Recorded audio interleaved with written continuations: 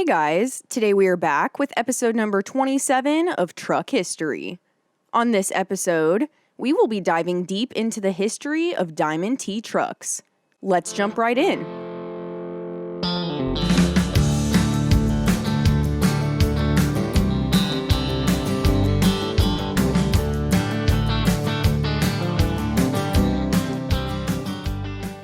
The Diamond T Motor Car Company opened up operations in Chicago in 1905 with a man named Charles Arthur Tilt, who created the company from Tilt's father's shoemaking factory, featuring a big T for Tilt and a distinguished diamond frame signifying a higher quality.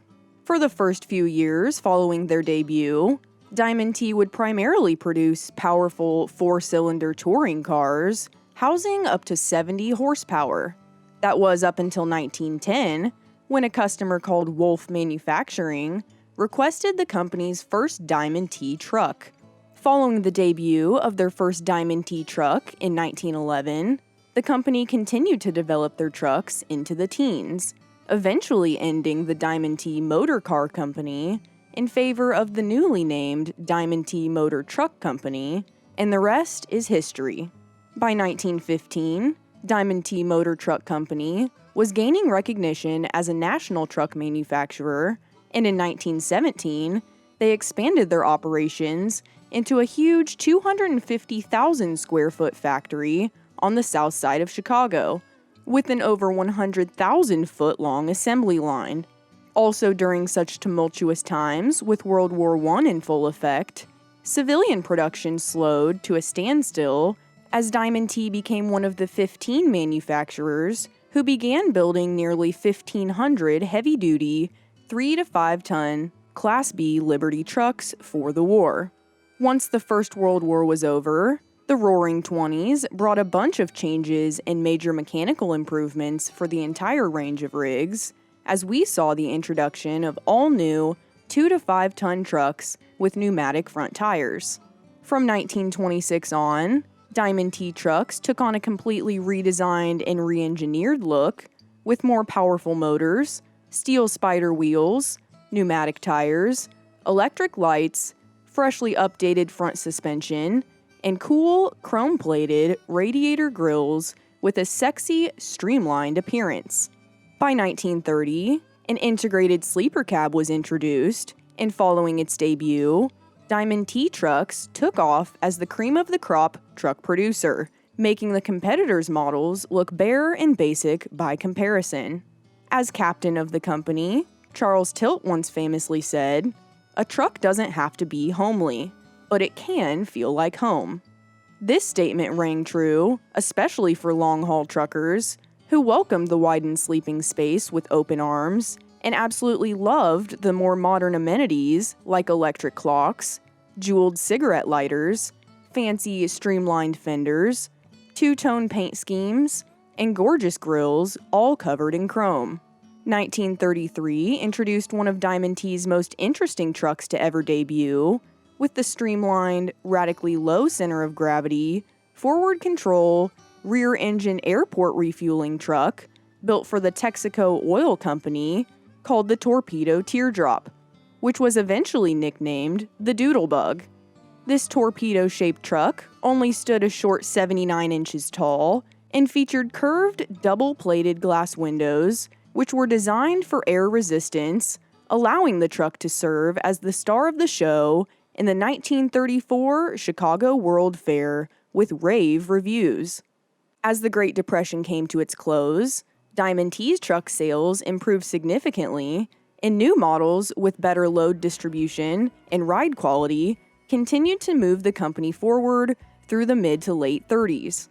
Featuring a freshly redesigned facelift, it was this update that earned Diamond T trucks the nickname Cadillac of trucks, mostly because of their grills, which were very similar to the 1938 Cadillac car grills.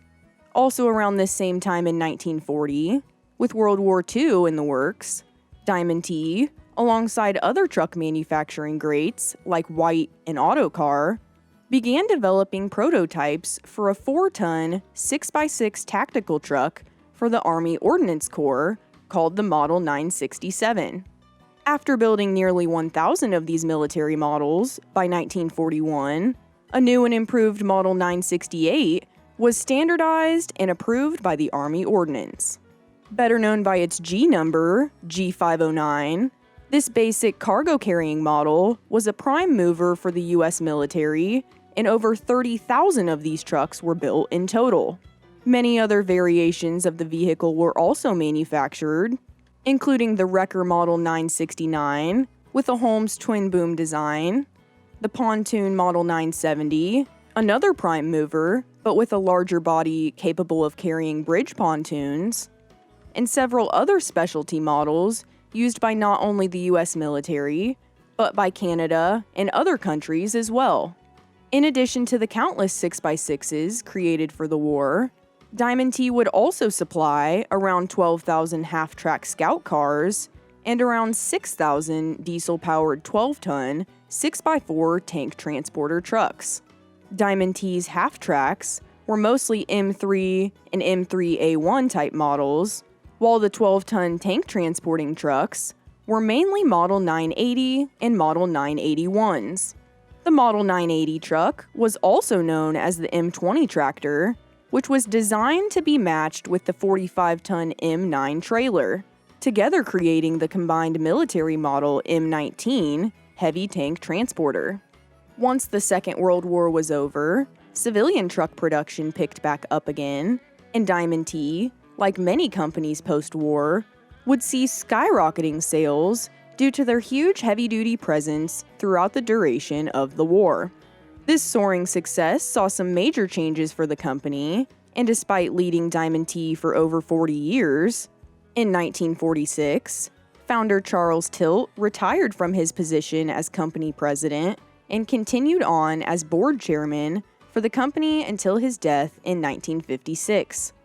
1951 introduced the innovative new semi-wraparound one-piece windshield with a rounded roof, which was soon seen used on several other manufacturers' models, including International, Hendrickson, Oshkosh, and FWD. In 1958, the well-known and loved White Motors Company bought out the Diamond T truck brand only 1 year after obtaining the renowned Rio Trucks range of rigs in 1957. After operating for almost an entire decade as their own individual divisions, fast forward to 1967, when the decision was made to merge the two companies, creating an all-new division of the White Motors Corporation called Diamond Rio. The merging of these two truck manufacturers saw multiple new models made this same year, including the classic conventional C990 model, the CO50 cab-over configuration, and the CF55 created for inner-city service. The freshly debuted Diamond Rio Trucks division would continue to work under the White Motors Company nameplate. That was until 1971, when Francis Capper of Birmingham, Alabama, bought the Diamond Rio brand from White and formed the independent company called Diamond Rio Trucks Incorporated. Also in 71, Diamond Rio Trucks debuted their all-new C116 Apollo series of conventionals, which were introduced with a wide range of engine options. Despite their reputation for rugged reliability and multiple new models making their debut throughout the early 70s, the company was forced into bankruptcy on December 6, 1974. Luckily, only 1 year later in 1975, previous Diamond Rio dealer, lawyer Osterland, and partner Ray Housel bought the rights to Diamond Rio trucks and continued their production under the newly named Diamond Vehicle Solutions branding in their Harrisburg, Pennsylvania plant, mostly manufacturing the single-model C116 Giant, complete with the Cummins NTC 290 diesel engine as standard power. Diamond Vehicle Solutions continued to pump up their production throughout the late 70s and early 80s. By 1985, the Pennsylvania plant was expanded in order to accommodate even more truck manufacturing, and for the next 10 years, the company continued to cruise at a steady pace. Osterland eventually sold Diamond Vehicle Solutions in 1993, but the company continued to manufacture more makes and models for the export market up into the late 90s. As the early 2000s arrived, Diamond Vehicle Solutions saw the debut of their T line of trucks, described as a blend of vintage Diamond T heritage mixed with modern engineering. Unfortunately, these T-line truck models were phased out of production in 2010, with parts manufacturing lasting long up until 2013. However, this diamond in the rough realm of big rigs wasn't quite dead yet. And 2 years later, in May of 2015, Diamond Vehicle Solutions started up once again, this time as the T-Line Trucks and Chassis Company. After opening up operations under their new T-Line Trucks and Chassis name, T-Line announced its intention to resume regular production of Class 6, 7, and 8 trucks and tractors. Although the original Diamond T trucks debuted several decades ago, their soaring success has left a lasting impact on the industry. Despite the renowned reputation of these rigs, Diamond T's and Diamond Rios still remain a rarity in the trucking realm, both over the road and within the show truck circuit. While these diamonds didn't quite make the cut as the biggest nor the baddest truck manufacturing brand, they certainly did shine a very bright light in the hearts of die-hard Diamond T and Diamond Rio truck fans.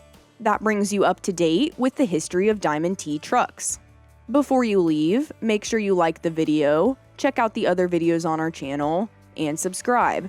We have finally reached our goal of 30K subscribers, so thank you all so much for your support for the show. Next stop, 50K.